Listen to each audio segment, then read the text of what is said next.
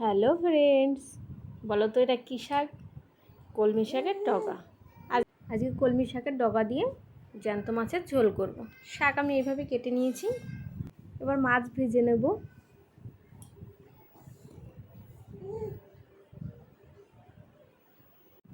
আমি এখানে 4 piece tilapia মাছ নিয়ে নিয়েছি, ভালো করে ভেজে নেব।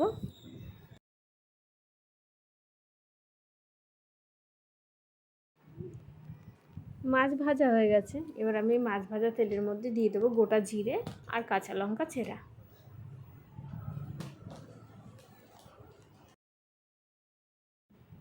এবার এর মধ্যে দিয়ে দেবো আমি কেটে রাখা আলু। একটু আলু ভালো করে ভেজে নিতে হবে এই তেলের মধ্যে।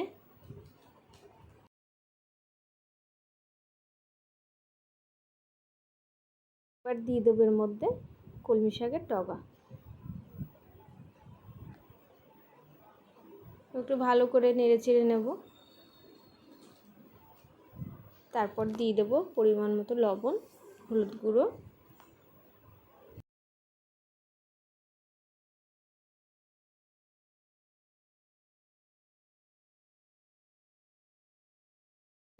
এবার দিয়ে দেবো এর মধ্যে পরিমাণ মতো জল।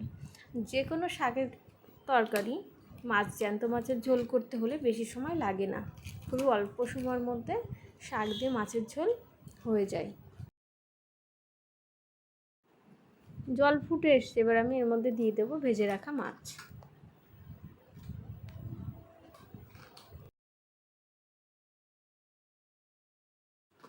এবার কিছুক্ষণ আমি ঢেকে দেব।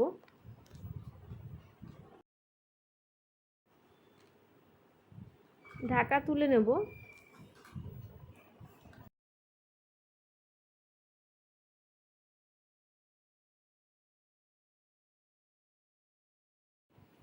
রেডি আমাদের মাছের ঝোল। এই কলমি শাকের ডগা দিয়ে মাছের ঝোল খুবই উপকারী। রান্নাটা তোমাদের কেমন লাগলো অবশ্যই আমাকে কমেন্ট করো। আমার চ্যানেলটিকে সাবস্ক্রাইব করো। Thank you.